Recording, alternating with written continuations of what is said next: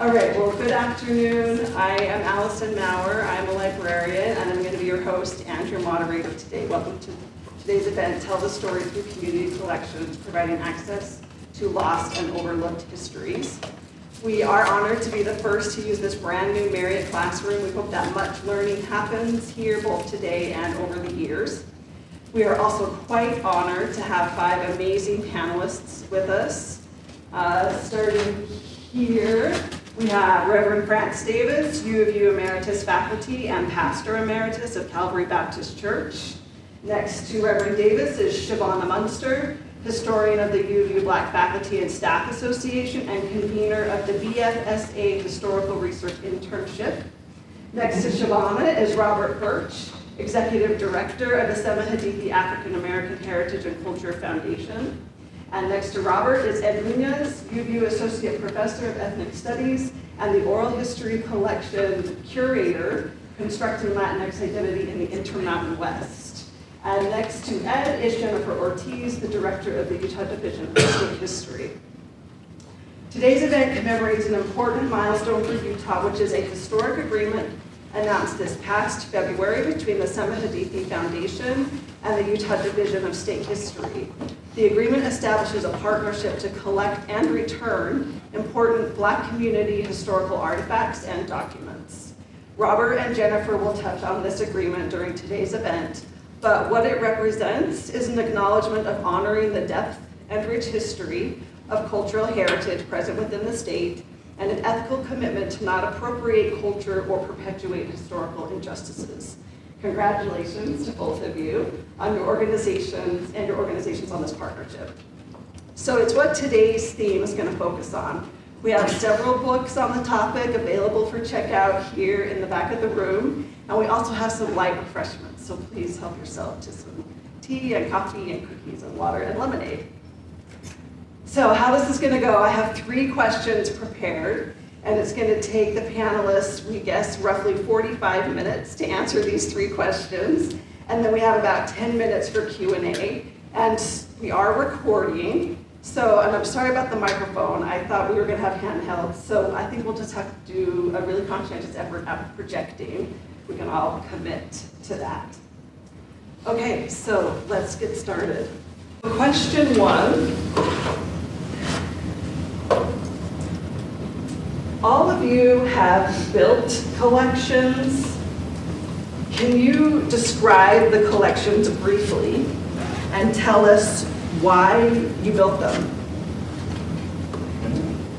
The collections that I have participated in consist of Alberta Henry's papers, my own sermons and papers, and they are available here in the library on the 4th floor and the 5th floor. They're in special collections. They also have been digitized so that you can access them from wherever you are. In addition to that, we have done several hour-long videos, the latest of which is Wisdom of the Years. But we have done one on Blacks in Utah, one on African Americans in the state of Utah, and Dr. Ron Coleman did his PhD work on African Americans from the earliest days, 1628 or 27 or so, until the present time. And that's available also in the library. These collections are designed to encourage more study, more looking at the different people that are oftentimes ignored in our community. Okay, my turn. So I started the Black Faculty and Staff Association Community History Internship when I did a quick Google search of the history of Black people at the University of Utah, and all I really came across was a few names like Franz Davis, Ronald Coleman, and I knew that there had to be more people there. So, like a good historian, I went to the archives, and asked David Bueller to pull as many boxes about Black studies and the PSU and things of that nature as he could. And he brought out a whole cart and said, this is just the beginning. So what I thought would only be 2 hours was a lot longer than that. Just scanning these documents and seeing all the things that were happening. There was so much activism, so many people trying to make changes on campus that were thriving on campus, and really saw an opportunity to get students in there and learn about archival research, Black individuals in this space. So we started this internship. I work with Allison and Rachel Ernst in Special Collections, and it's really this wonderful opportunity to bring to light how many people were here doing things and how many people were just so active in the university history and have made so many changes. So what's great about that is we've had projects from walking tours, which will be around campus in the fall. We have digital exhibits that will be coming out. We have all of this fantastic research and information from the 60s and 70s that a lot of people haven't heard about before at the U, and that will all be housed in the Utah Black Archive, Francie Davis Black Archive, both digitally and in physical archives and special collections. And it's just this wonderful opportunity to learn more about the space and who lived here and who thrived. Our collections are a bit eclectic because we have teams, working groups, whose collections are centered on the research of that group. And so it's really based on the work that they have done. When we first started this idea that we was going to try to collect and centralize African American history, we quickly realized there are thousands of things we could talk about. And so we had to make the conscious decision to say, let's pick specific topics that we want to research and give specific energy to. So the last year was a lot of our work was centered on Black women, veterans, and soil collections stemming from the soil collection ceremony from Juneteenth last year. We have what we call a living exhibit for veterans. So we continue to add profiles of veterans that want to participate, which includes Pastor Davis, from information we discover, and some of the profiles we collect on Black Utah veterans are significant not just for Utah, but for the nation. Women like Janice Carroll, who was the first woman to command Hill Air Force Base. Diane McAdam Jones, who led nurses in the military and is now a professor at the Utah Valley University. And Thomasania Leesman, who was the first African-American woman officer in the United States Coast Guard and helped the Coast Guard administer its diversity plan. The soil collection covers a sensitive subject, and we've chosen consciously to call it soil collection. Last Juneteenth, in partnership with the Equal Justice Initiative in Montgomery, we collected soil. We had soil ceremonies for 2 Black men lynched in Salt Lake City. It is also a living exhibit because we continue to plan community conversations about the nature of extrajudicial actions and related social injustices, which stems from an attitude of justified abuse. We are planning another soil collection ceremony for the victim of the lynching down in Price, Utah, and the collection will culminate with the installation of markers to commemorate these victims. We partner with the history nonprofit Better Days to install a beautiful mural at Richmond Park to honor 4 compelling women. We are creating an exhibit of that related to these women to attest to their worthy works and speak to why we should celebrate these women in Utah. This year we have expanded to the area of oral history with a contribution to the France Davis archives here with 9 oral histories. And the focus will continue to be on oral histories in veterans, as well as expanding to some other areas, of which Allison spoke about with the Division of State History. We have 2 focuses. One is making contributions to the people of Utah revisited. The other is getting the word out to African Americans about the historic agreement we have made with Utah State History to set up collections for African American family history and agreements to return into the community upon request. And this is an effort to help the Black community feel confident in sharing family history so that we can make it public history. And by making it public history, we change the overall narrative of the people of Utah and who is a Utah. So we want to reach back and bring forward those stories while also adding to them with new research so that we can push them into the future for our children. Thanks. This is a great turnout. I think we met a while back and said, who's the audience? And I go, it's hard telling. It's summer, and the students are probably doing more online courses and all that, so I don't know. But it's a great turnout. Thanks for joining us today. I'm going to talk about an archive that I've been constructing over the past 4 or 5 years. I'm not sure what I'm going to call it right now. It started off Construyendo Latinidad, or Constructing Latinx Identity.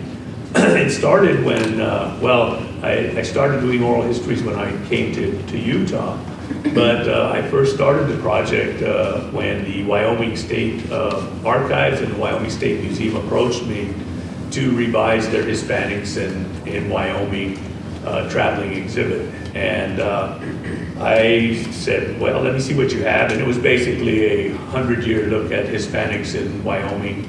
And I knew just from my own personal research that Hispanics in Wyoming had a longer presence than just the 20th century. So I started working on that project, and that put me into, I got to look at some of the other things that were done already, La Cultura Oral History Project. And so the project that I did was a traveling exhibit that ended up spanning like 4 centuries, the 17th century through the 21st century, and documenting the Hispanic presence in the Intermountain West. At first it was just Wyoming, and then I said, well, shoot, it's Wyoming, but it started with kind of, and even probably before the Dominguez Escalante expedition, but even before that. And so it kind of expanded from the time frame and also the region. But now it's coming back to a focus on Utah, probably because of the resources and all that are available. And when I came here, I was hoping to continue with that project, but I was an administrator for about 5 years, which slowed me down a lot. But after that, when I stepped down, I was able to kind of start doing some more research, and I came upon the Spanish-speaking peoples of Utah Oral History Project, which was a great resource as well. And I was slated to teach a U.S. Latino diaspora course, and I'm a big fan of community engaged learning for my students. And so we started doing oral histories. And about that time, one of my colleagues, community partners, and a neighbor was attending meetings for the Genealogical Society of Hispanic America. And they invited me to the meetings, and that's where I said, wow, this is a gold mine here. There's a lot of people that I could interview. And so I became pretty involved with the organization as well. Started recruiting folks to do interviews with my students. So that's been a great experience as well. And most recently, though, I've entered into a agreement with the Utah Division of State History. That's the reason I don't know for sure what I'm going to call this archive. It's been in flux. It started in Wyoming, and then I've been working with folks here at the library. That's where the oral histories that we've collected thus far, I think it's about 13, 14, maybe 15 oral histories that we have, and it's online at Construyendo Latinidad. But we're going to be linking that archive with the Utah, Peoples of Utah Revisited archive as well. We got great librarians that are facilitating. I don't know what the heck they're talking about most of the time, but they're assuring me that both of these archives will be linked together for even more expansive access for people. And I really like working with community, and that's probably one of the biggest reasons that I've continued with this oral history project. Hi everyone, my name is Jennifer. Utah Division of State History has been name dropped a couple of times. I oversee our Division of State History. It's our Utah Historical Society. So we're actually a 126-year-old institution. We've been collecting actively since 1897, and really rooted in the Utah Historical Society's founding from the Utah Jubilee. And so a lot of our collections are based in early Utah history, the founding of the state, and typically what that translates into is Mormon history, although our collections aren't as strong as you would think, that it tends to be what our collections really reflect. And so we have millions of photographs in our collections, over 30,000 objects, manuscripts, ephemera, pamphlet collections. I'm looking at my librarian over here this year, so I can't forget my library collection. And so we have just a plethora of objects in our collection, but we fully recognize as the state's historical institution and holders of material culture that we are definitely not comprehensive and not truly reflective of the state and the demographics of the state, particularly as we shift more rapidly in today's world. And so when I first started my position in 2021, so about 2 years ago, one of the projects that had been talked about and sort of fleshed out and sort of minorly launched is this idea of the Peoples of Utah Revisited. The Peoples of Utah project was a project done in 1976, published in 1976. It's a book, an anthology being credited as the first ethnic studies of Utah, run by a woman named Helen Papanicolaou, a self-taught historian from Carbon County.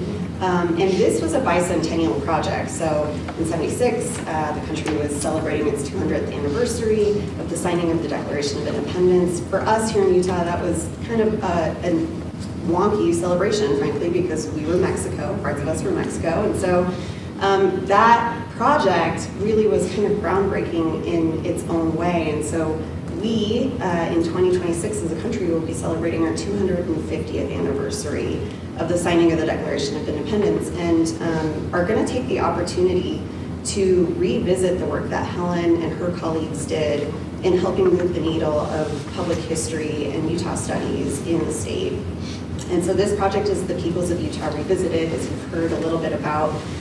It's a two-pronged project. One is based in research, so generating new research about history and communities that had been underrepresented or overlooked, either within our original Peoples of Utah project or just generally in the state. We know that there are depths and shallows in our historiography, and so we're hoping that this project helps launch new research into really digging deep into those shallows.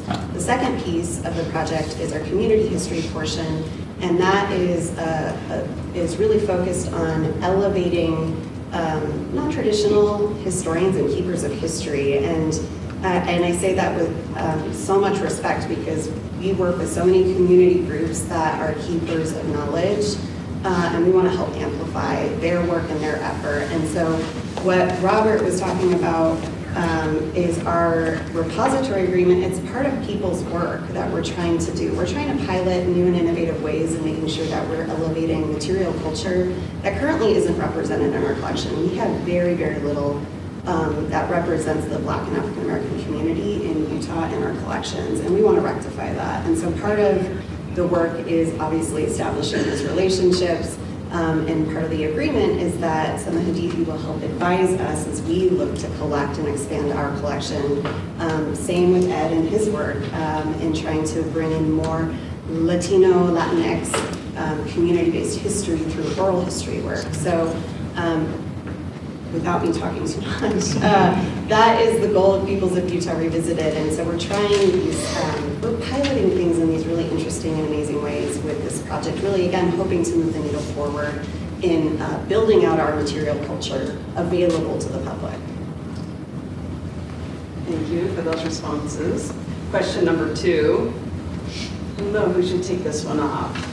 Maybe Robert, you should start us off on this one. Okay. What happens to communities when their histories get lost? And then what happens when they get overlooked or ignored? This is really kind of the basis of why we do what we do, because if they get lost, then the story of our struggles and successes get lost. And for Sema, the important thing is the successes. There have been astounding successes of African Americans that are simply not shared. and the value of what we have contributed is lost. When we overlook the contributions of African Americans, we are devalued as a community and as individuals. For example, in Texas, a school board eliminated the story of enslavement from textbooks, and they replaced it with a false narrative of welcoming Europeans offering equal work opportunity. And on the surface, some people may say that sounds innocuous, maybe not harmful at all, but when you allow such a false narrative such as that to persist, the question becomes, why hasn't the Black community succeeded? What then results is is the falling back on falsehoods about the laziness, unintelligent, backward, and degenerate. So when we remove that historical struggle, we then give people permission to say that we are not charmed.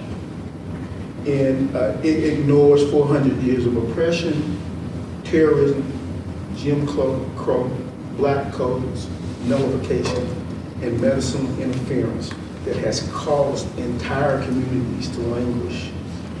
This fact is not just the case for people of African descent. It's the same for native peoples of the First Nations, Azteca, and Maya cultures. And it's the same for the Japanese, the Chinese, the Persian, and other people from the Indochina region. So if we allow these things to happen, then the truth of our real successes and contributions are completely wiped away. I'd like to add to what Robert has said by asking two questions. One, how many of you have read Wallace Thurman's The Black of the Berry? Wallace Thurman was a Harlem Renaissance writer that grew up here in Salt Lake and was one of the first African Americans to attend this university. He wrote The Black of the Berry and The Infants of the Spring. Infants of the Spring was put on by Westminster College just a couple of years ago as a play, and I would highly recommend it. Also, there's a tour that the convention, Salt Lake Convention Bureau and I developed called the Tour of African American Sites in Salt Lake City. It includes the Trinity AME Church, the Calvary Baptist Church, both of which are more than 100 years old. It includes the Buffalo Soldiers that were stationed in 1896 here at Fort Douglas, which is a part of this campus. And it also includes Green Flake and other important African Americans who came here with the Mormon pioneers and helped to build places like the Temple and the Tabernacle, both of which were built downtown Salt Lake.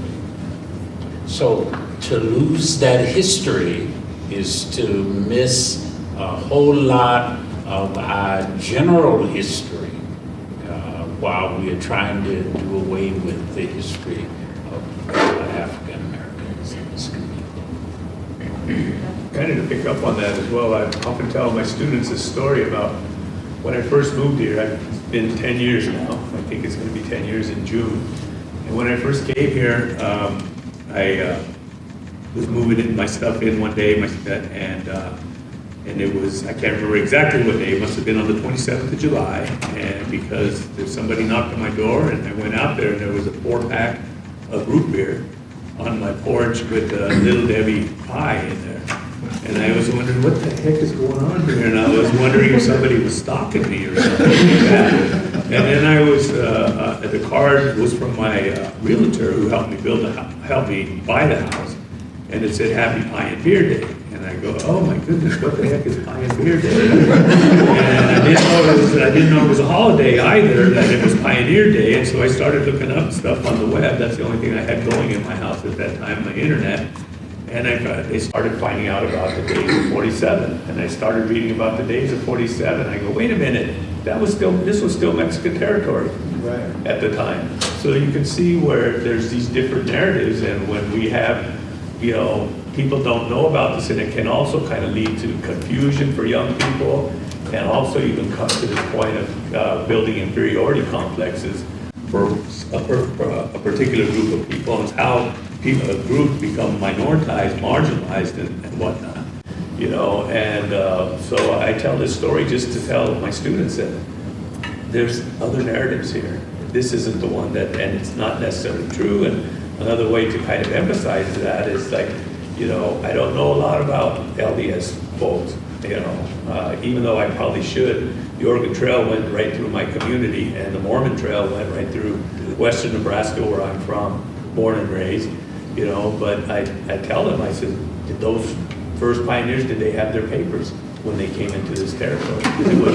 It was internationally recognized in Mexico, so there's different narratives, and so you kind of wonder, what does it bring to our contemporary kinds of narratives as well, with regards to, like I mentioned, migration? What are those narratives? How should they be told? Those types of things.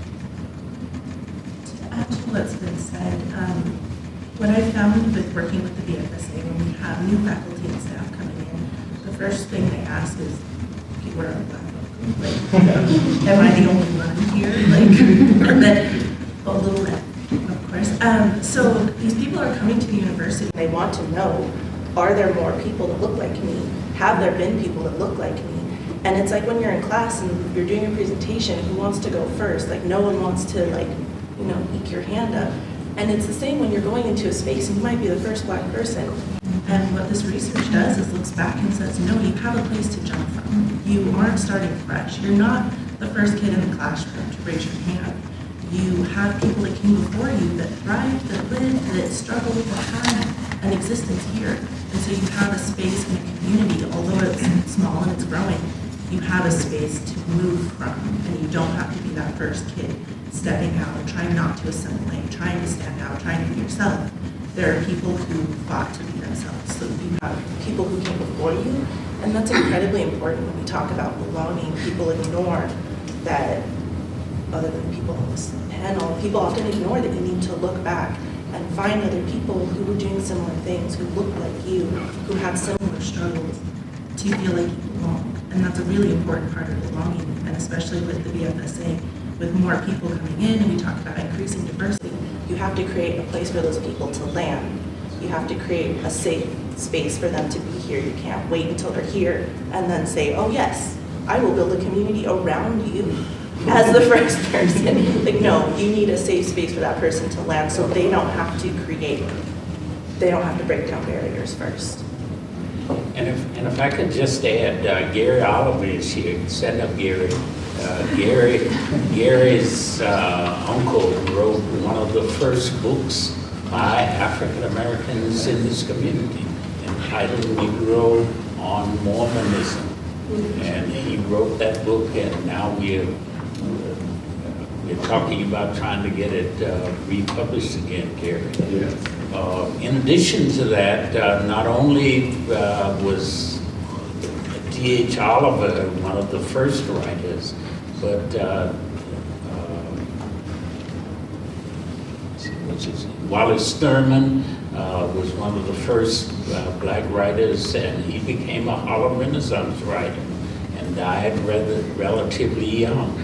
And then Mignon Richmond was the first African-American female to graduate from college here in the state of Utah. And she was never able to get a job in the area that she was trained in. And that kind of history, there's a Mignon Richmond Park on 6 now, on Martin Luther King Boulevard, that we got named Mignon Richmond Park. But if you go to Logan, to the college there, they have an archive that they have started for Mignon Richmond. So there's just a lot that we lose when we miss the history. The first people other than Native Americans to be in this part of the country were African Americans. They were here 20 years before the Mormon pioneers arrived as buffalo soldiers and as others. I just want to speak to Shavauna's point about belonging and cultivating belonging, because one of the things that we're trying to achieve with the Peoples of Utah Revisited and all of the sort of kind of the tangents that come out of that work is to really highlight the fact that Utah looks different than what people know and understand, right? And even people in Utah don't understand that. Our fourth grade students don't understand that. And so in order to allow youth, allow people to feel seen and feel like a sense of belonging, you have to be able to cultivate that through documenting history, documenting material culture. We at Utah State History have to sometimes defend the work that we do because of the political climate that we're in. And I always like to remind my team that we come back to data, and the data shows us that Utah right now is more diverse than states like Ohio, Wisconsin. We are on par with Pennsylvania. And so what do you think of when you think of a place like Pennsylvania? I think of the large African-American community in Philly, right? And so those are the images that we have in our head, but we don't have that same image of Utah.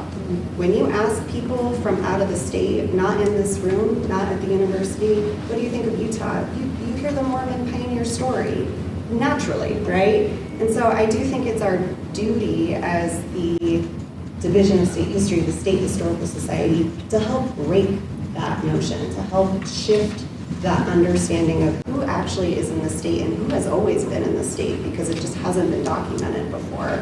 And that's, that when we talk about belonging, that's the most important thing that we can do, is help people see themselves reflected in the work and in the culture. And I think it is important to note, related to what Jennifer and Shavauna said, is that we have a problem in Utah and the African American community, is that every $1 that is spent by a European American family, there's only 58 cents in the African American community, right? So a 42% gap in income. And one of the reasons I understand that it is because we get professionals who come here, but it's just a stop on the resume. That's one problem. They come here, they earn a great living at the University of Utah and other places, but since they feel no sense of belonging, they move on. The other thing is that we spend a lot of time educating our own children, and then they decide after this great education we've helped them to get to move to Los Angeles, Atlanta, Philadelphia, Chicago. And so we have to fix the idea of who a Utahn is. And I sat down with Jamie McGriff to talk to her about what Sema is doing. And that's the first thing I brought up to her, is that we have to make people feel like they belong here. And until we get that, the communities that need it the most will not be able to strive and participate fully, because many for the African American community they just flee the place. They just leave. Thank you all for those responses. Third question, and then we'll go to Q&A conversation with all of you. Have you noticed any differences in yourself or in the community because of the collections you've built? I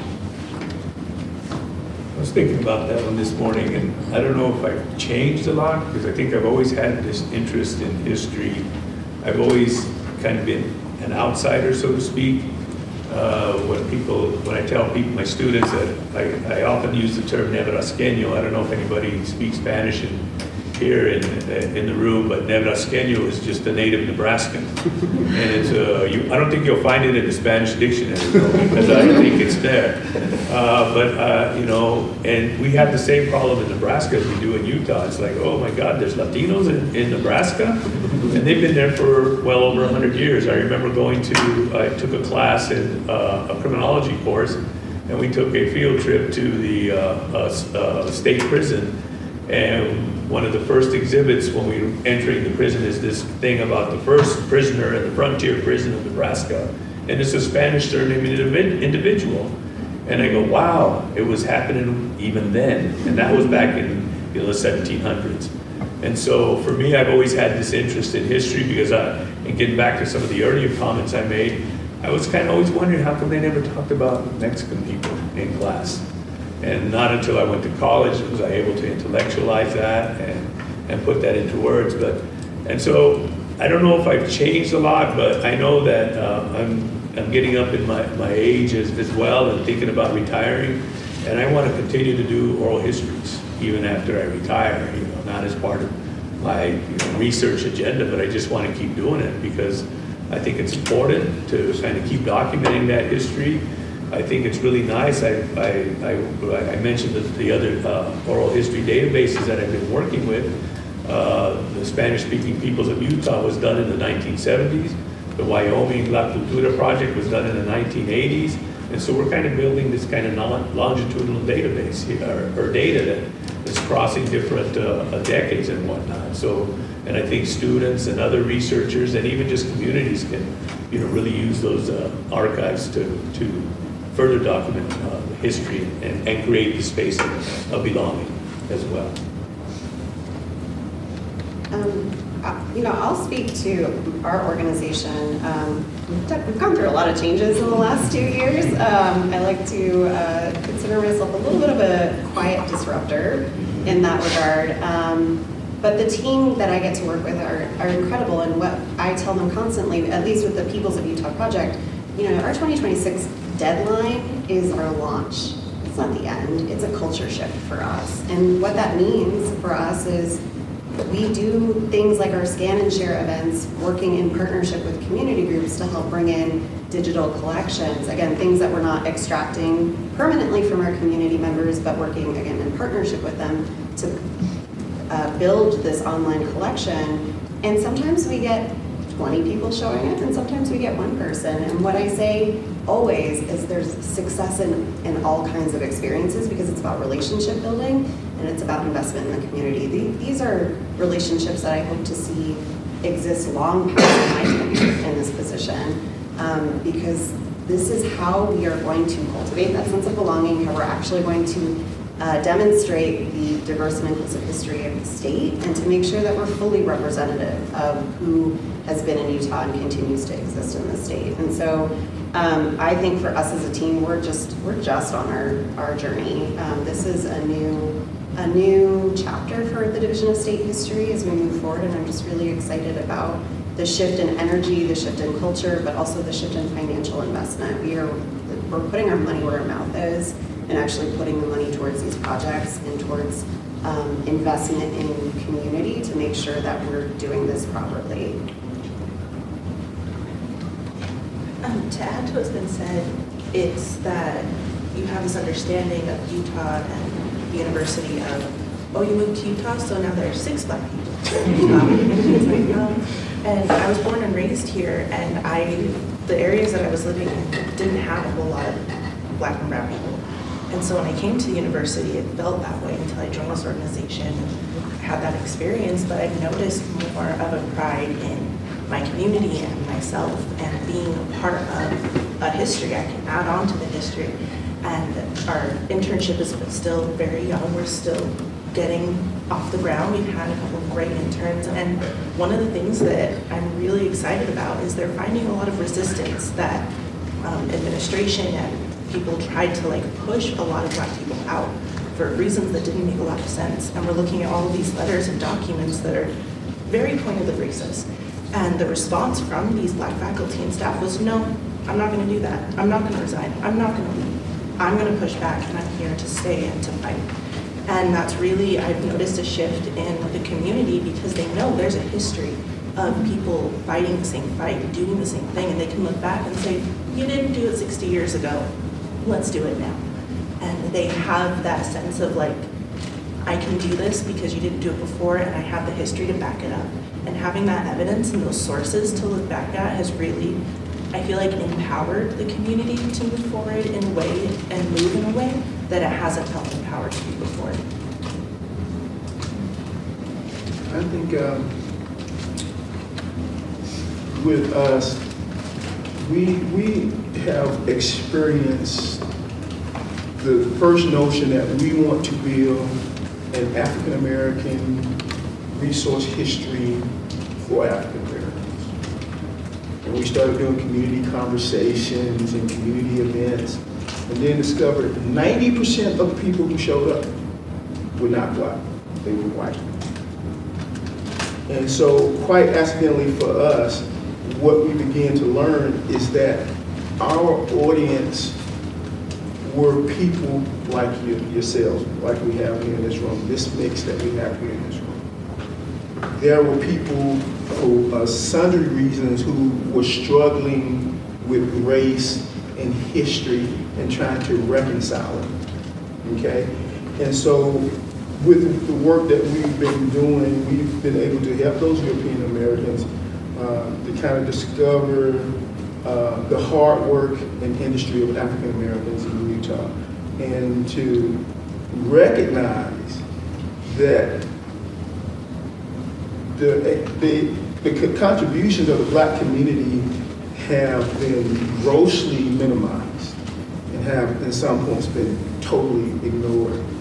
And so this awakens them to the fact that African Americans have been supremely spiritual, superbly devout. You have an example here as in Pastor Davis, who has, I don't know how many degrees, right? And has served his fellowship at Calvary Church for more than 40 years.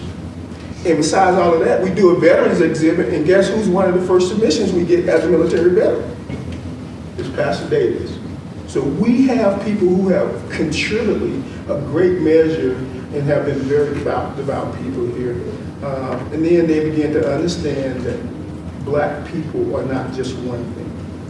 And they run the gamut of the most libertine intellectual to the most restrained in their convictions.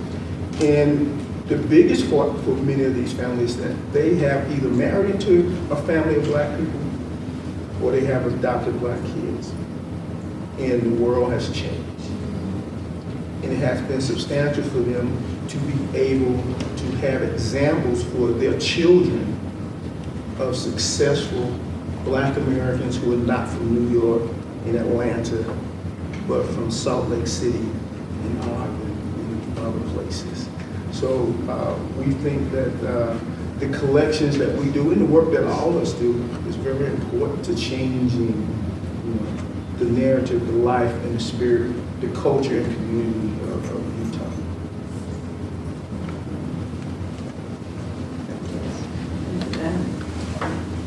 All right, well, let's go to Q&A from all of you. For the sound, maybe if you could stand and ask your question, I think that will help everyone to be able to hear.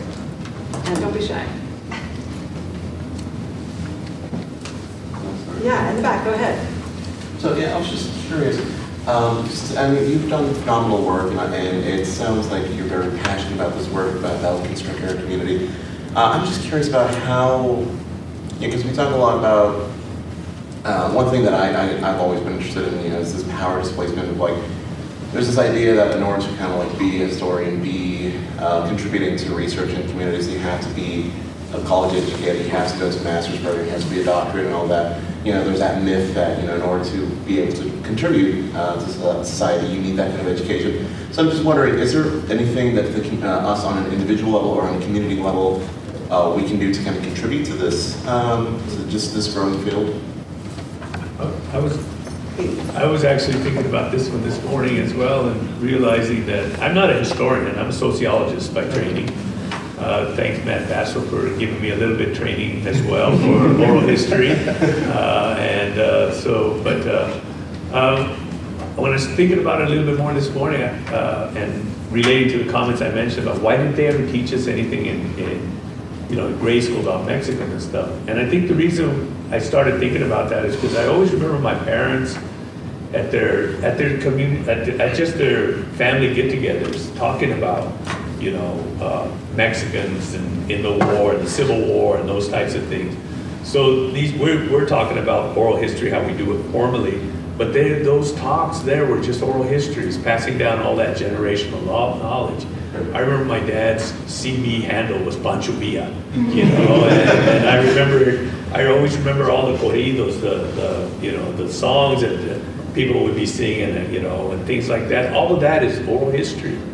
And so we have to kind of continue, just documenting all of that a little bit more formally and getting into archives. But yeah, you live it every day, basically. And that's kind of what I was thinking too.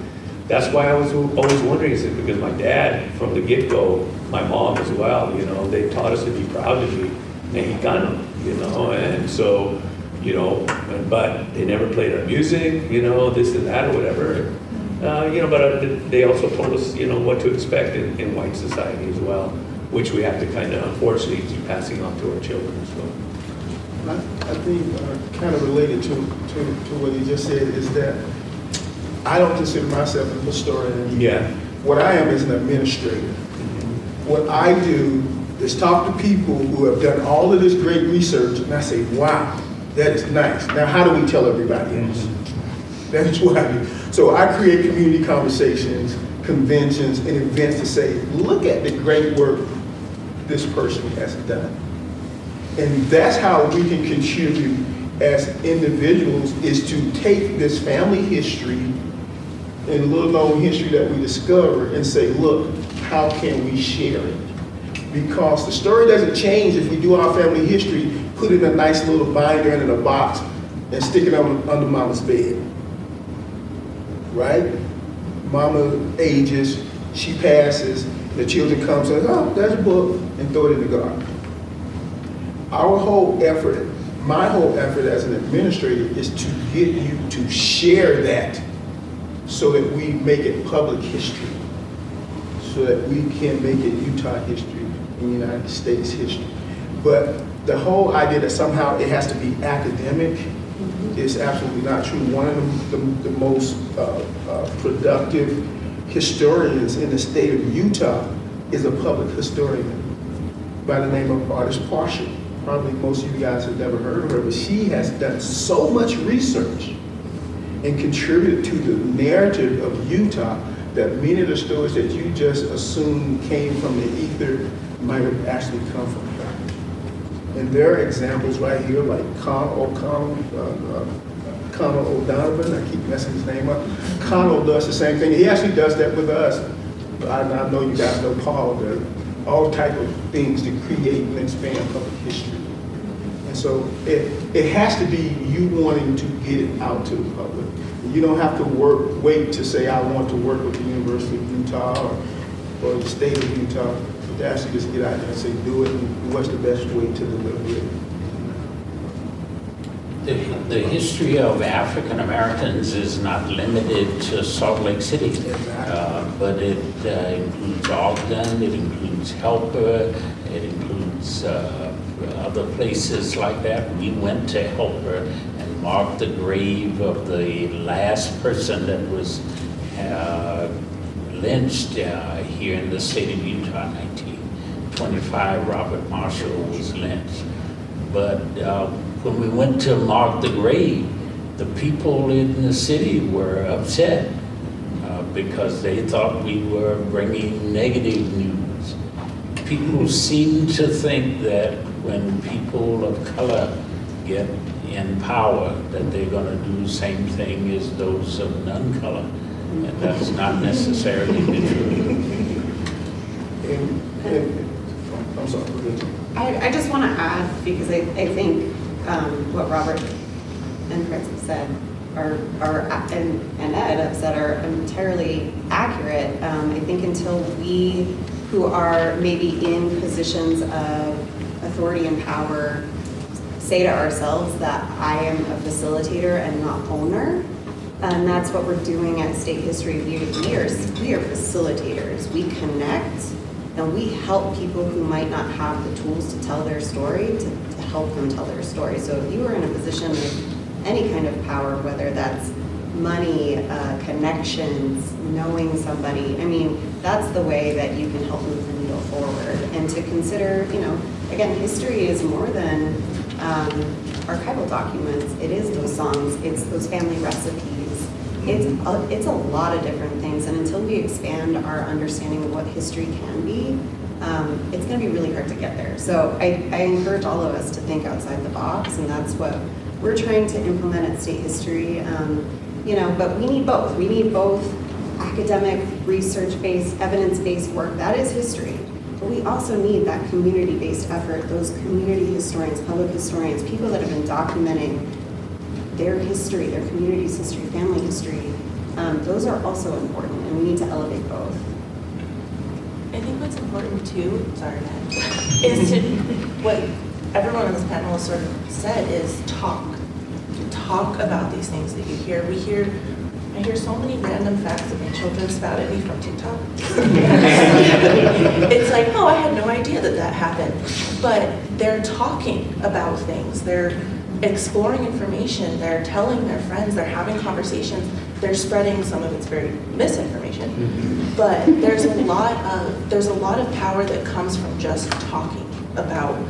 When people say, oh, you're now the 6th Black person, no, I'm the 6,000th Black person, let's talk about it. Like, have those conversations, push back against the narrative wherever you find that. Like, if it's a post on social media or a conversation with a parent, or you're at a panel and someone says, no, there weren't any Black people here. Actually, you don't have to be a historian or someone with a PhD to push back. And I think that's what's so important that we're all doing in our work, is pushing back, whether it's in academia or outside of it. You can do history just by talking. Thank you for your question. Nat, go ahead. Thank you to the panel. This is excellent and really fun to hear about all these efforts. The historians here at the U work for the state, right? I think sometimes we forget that. In that spirit, thanks for the shout out, Ed. I'm teaching my oral history class this fall, and would genuinely welcome, as someone that's employed by you or family members, or college age or older, whatever college age means nothing to me. Folks in that class, either as, close your ears real quick, Paul, as officially registered folks, or as long-term visitors that have a different registration, but equal registration in my mind. Truly. So if you know folks that are interested in a fairly intensive oral history experience, I'm also happy, by the way, as are lots of UU oral historians, to come chat with you or your community group at any point. And do workshops in the community. But if you wanted to do a more intensive oral history class, please come to the class. Please just look it up in the class schedule. It's under oral history in the history department's schedule. So, more of a comment than a question. Thank you. Yeah, go ahead. I actually took a class with Dr. Smoke that talked about American Indian history back in the day, and I was really interested in doing research with some tribes. Dr. Smoke very gently was like, you may not be well received, depending on how you do a great job about it. And how you approach this, there's a long history of people kind of blundering into these spaces and just taking stories, and then even if they're shared kindly, butchering them, right, or pretending them on ways. And so I'm wondering if y'all have had pushback from people in the community asking about, hey, can you please share? Well, we're not going to take it, we want to give it back. And they say no, because 20 years ago this happened. I'm never talking to people again. And then even if you're not necessarily part of the state, and you work directly with the state, you're a state affiliate, right? So I don't know if that affects that conversation. Well, two kinds of pushback that have experienced. One, I deal with health disparities for people of color, and there's constant research efforts that leave out the people of color when they are researching. They're researching what medicine to give for this or what treatment to do for that. And so we've just formed a panel C at the IRB here in town to try to deal with that. Second thing that I would just mention is that the legislature this year, decided that they were going to stop or prevent the teaching of certain subjects and so forth and so on. And I think that that's pushback for what has happened before. And it's unfortunate, so we'll have to do what we can to be registered voters and to get out and talk to our legislators. And kind of circling back to what Pastor David said earlier about helper, not at price, is that there are folk who already have a preconceived notion of what it is to be black. And so it's something we need to oppose. And also have a preconceived notion when you ask them about, let's talk about how you practice justice in America. Because when you're looking at Robert Marshall, no one is saying we want to justify or deny the reason that he was killed, but that it was not done as you espouse to through the justice system. What allows you to think that you can take extrajudicial action against an American and feel that that's okay? So that has been the conversation for us with the soil collection ceremony, is we're not trying to justify why a person should or should not have been killed, or whether they was guilty or innocent, but ask you, is what you're doing right? Is it constitutional? Why can't you have taken Sam Joe Harvey and left him in the jail till Monday for the judge to do what he should do? But citizens have decided that they wanted to take it out of the judicial process and do it themselves.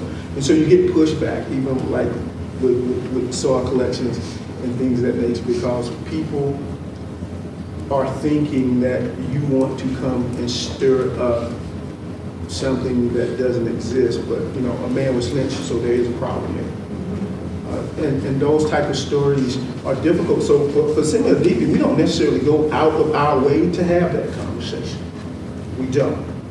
We're trying to deliver the facts, as Jennifer said, and let you have that conversation with your family and your children.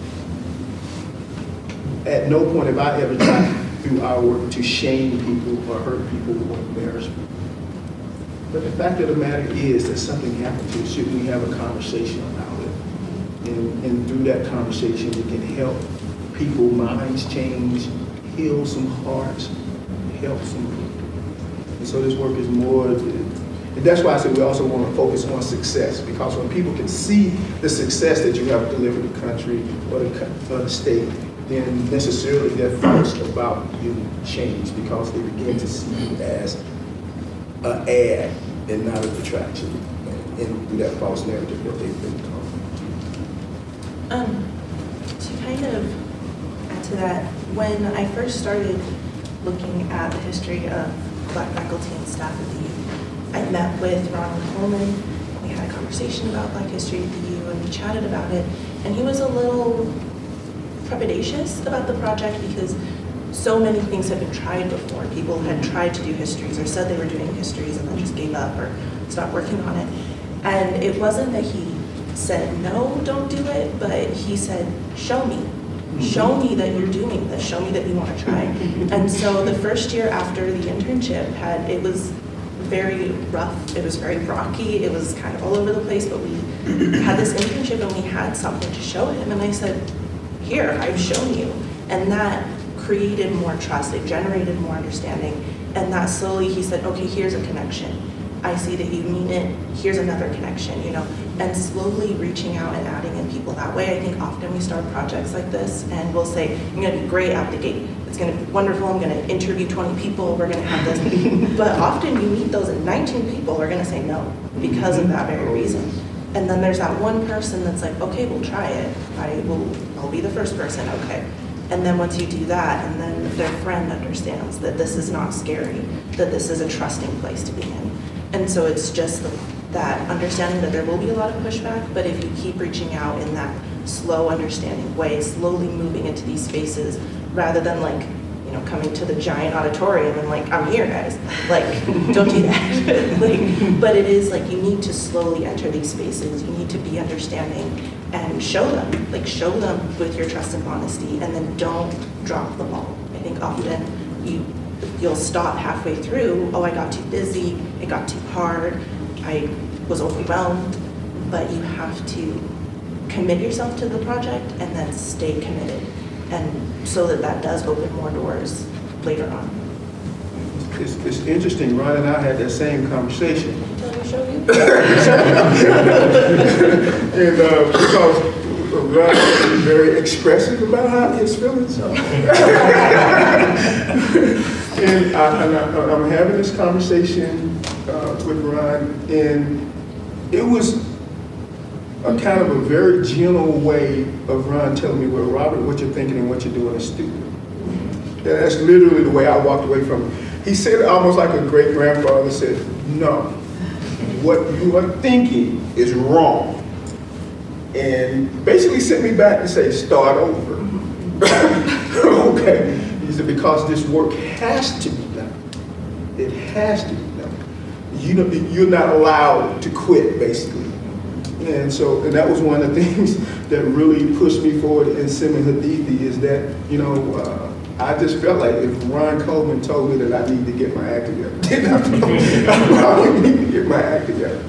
And so I appreciate Brother Ron for that, because I know, I look at him as kind of like the Carter Woodson in Utah, with the work he's done for BlackPast.org and other works that he's done on, even with Utah Peoples of Utah. Yeah. He contributed at least 2 or 3 articles in 1976 to that original book. So I think he's one of the gentlemen here at the University of Utah who is very inspiring. I don't think he's necessarily going to do the work, but he will push you to get the work done. I think it's still very important to him, and he's been a very big inspiration for me to get things done.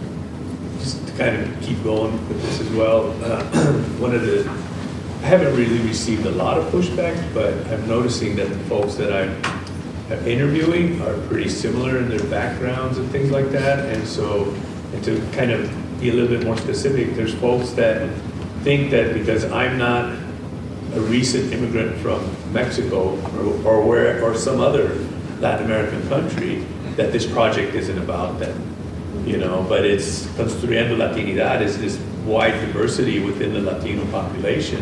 And so I haven't been successful in getting interviews from folks that are from different countries, and that's what's helping the collaboration with Peoples of Utah Revisited is allowing me to do. They're breaking down some of those barriers and those types of things. And what's really cool about it is we just interviewed somebody that talked about your organization, Sema Hadithi, a Latina, Puerto Rican, and so you see where you can build coalitions, but sometimes, we're kind of stuck in our own little communities, even though there's this wide diversity, and you have to kind of realize that there's this just huge diversity amongst people. And so that's where I kind of received a little bit of pushback. I'm not part of this project, so why do you want to interview me? And I've learned that to be very short-sighted, because I used to be on the national board of the Afro-American Historical and Genealogical Society, and we were discovering that we were losing people's history because we didn't know where it disappeared to. You just get to a place and you can't find it. But then all of a sudden we discovered, after the American Revolution, the British took over these Georgia slaves and Alabama slaves and South Carolina slaves and took them down to the Bahamas. Oh, wait a minute, my family might be in the Bahamas. And the same thing with Mexico and Florida, the Spanish history of Florida and things of that nature, is that, there is a huge community of Africans in Guerrero and Oaxaca and other places in Mexico. And so when we start working with people like Uncle Marilay, and I actually did a presentation for your organizations, to realize is that we have been interlocked with each other for the last 300-400 years. And we can't take the arrogance to say, I don't need to learn Hispanic history because it does not relate to me, because I know it's not true. Whether I'm from Florida or from Mexico, from Texas, California, our stories are in a lot. And so in order for me to do a complete story about the African American, I have to talk about the Latino and the Italian American and all these other people that we've been, interwoven with. Thank you for your question. So I've seen two more hands. Why don't we take Connell and then Gary, and then we are just a little over time too. So if you need to leave, it's okay. Just please stick around. Just really quickly, this is not a question, but a plea for inclusivity and inclusion, because with intersectionalities, I'm an LGBT historian of Utah, and Wallace Thurman, that you've spoken of, Pastor Davis, was openly bisexual. We have Two-Spirit Native Americans here in Utah, historically as well as currently. There are labor communities that are Latino and African American and queer, et cetera, et cetera. So please make sure that you do look at intersectionality and not just stick with, oh, I'm doing Latino history and that doesn't include any queer folks and that doesn't include labor activists and that doesn't include the disabled and, get everybody. We're all in this together, please. Thank you. Yeah. Are we including within the collections those that have kind of helped us along the way? A little backstop on that. I noticed that growing up here, the nosy guy I was with all my family and all the clubs that they were creating for us in this neighborhood, the clubs, the games, the recreation for us. The reason I asked that question, the country club was a major place for employment at that time. My father shined shoes there. There was a gentleman named Henry Sexton. The Bardones were part of the country club. Anto Thea Taylor, which was Taylor's Cafe and Grill, was also part of that. But what I noticed about the country club, there was individuals that had befriended them. This is during the time of the red lining district. We're not allowed to buy properties anywhere within this red lining district. And so what I'm finding out through the stories is that, I'll take, for example, my dad. My father was a shoe shine man. He had shoe shine stands in the Marriotts. He had them at the airports. He had them in the car washes all over the place. He also was a janitor. We did the Capitol, the J.C. Penney's, the Prudential buildings. He was also a chef, probably the makeshift for the Chuckarandas of the world. But my father was put in business by a gentleman named Al Holman. My dad was shining shoes at Al Holman's Fortune Shoe Store. Al had taken us a trip to Washington and saw Nordstrom's and the luxury shoe shine stands and came to my dad and introduced him for a business deal. So he set up a luxury shoe shine stand within his shoe shine store. It was kind of interesting because just some of the stories, my dad would also rap. The guys would use shoe shine, the brushes, the rags, they would pop the rags, and my dad would not rap, but they would chant. By noon, there would be so many people coming into the shoe shine stand on the corner of 2nd South in Maine that they were actually falling off the curb because they were waiting for this show to happen every day. But what had happened was I noticed that it was the Al Holmans that kind of helped my father along. The individuals that worked on the shoe shine stand, as I know that I know about 7 of them, everyone was able to purchase their home through shining shoes at that time. But as you probably know, houses were $4,000 or $5,000 at that time. But everyone that worked for my dad as a shoe shine man was able to purchase a home. It's interesting how they purchased a home. I spoke with Mary Allen, because Mary Allen was one of the very first that was purchasing homes in our neighborhood of 7th South and 4th East. And I asked her the question, were you the one that kind of led the way in showing everyone how to purchase homes? She goes, no, it was your Aunt Lily that did that, and she showed me the way. She goes, she introduced me to your uncle, the lawyer. They never called him by his name. They always called him the lawyer. The lawyer always helped us. He Because at that time, even though the redlining district was starting to disappear at that time, it still existed. And anyone that purchased a home, we were never allowed to purchase it. Something fell through. So my uncle wrote all of the real estate mortgage contracts for everyone in the neighborhood to get beyond that. Because if you were finding a willing seller, my uncle would write that contract. The willing sellers were coming from the country club. Mr. Bardo got a piece of land back out here on the west side. My father got in business with the country club. Mr. Sexton befriended a gentleman that was an insurance man to put him in the insurance business, which is also interesting because he also had to sell him his home too. So they had to do a seller financing for their home. My uncle actually wrote the contract for them because no mortgage companies would write this contract for them. And so they walked through this. They end up on Wasatch Boulevard, the Sextons do. Mary Allen and Mrs. Sexton were both picketed for over 2 years after they moved into these neighborhoods where no one there wanted them. Mrs. Sexton tells me the story that she finally got tired of it about the second year and went and baked bread. And she goes, here I was, baked 40 loaves of bread. I took them to everyone's house. She goes, you know what happened? I go, what? She goes, it stopped. She goes, the picketing stopped after that. But there was individuals that kind of helped us along the way. I'm wondering in your collections, are you kind of including some of those individuals that have kind of helped along the way? What brought that also to mind, I'm visiting Mary Oliver, which is also a relative of my cousin Davy Oliver, who was on the faculty of Weaver State. His wife is widow.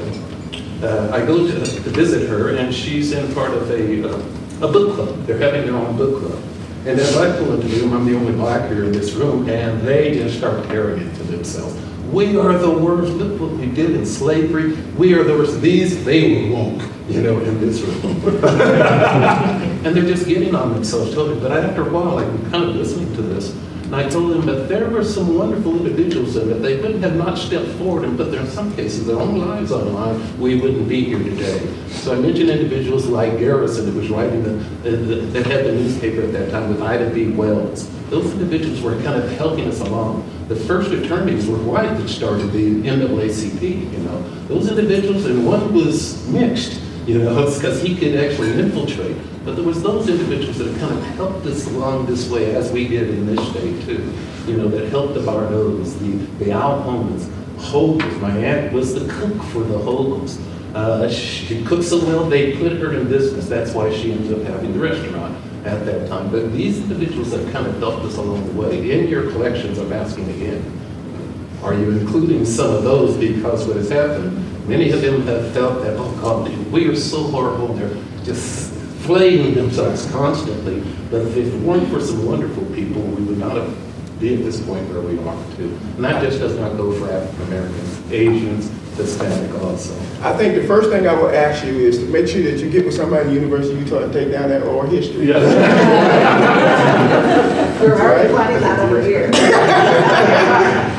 Because you rattled through so many names that most of us have never heard. So the first thing is to get you to tell that story again so we can write down those names, so then we can add those people that you're concerned about. Mary Allen is waiting for you right now on 7th South and 4th East. It's like a deep Polish ice cream. She's 95 years old. She has all of the stories. Okay. And so that's part of the effort, is to get stories just like that, to collect that oral history. Pastor Davis mentioned earlier the video Wisdom of Our Years, which was produced with Calvary Baptist and a couple other folks in the Afro-American Historical and Genealogical Society, where they narrate those type of stories. And what happens for the historian then is that, oh, that gives me someone else to look into. And I'm sure any researcher here who's ever went out looking for one particular story has found something else that has taken them into a total different direction. And so first we just need to get that oral history so we can get those names that you're talking about and talk about how people supported us. I mean, I've decided to do an oral history of Barnett Silver. And most people don't know Barnett, but he went on an LDS mission to Africa and helped build one of the first sugar mills in Africa that was run by the Africans. Those type of stories, that what the work that he does with the Silver Foundation in Utah now are very important because they're significant to how the Latino community, African American community, and other underserved communities are able to advance and do well in Utah. So yes, those stories are important.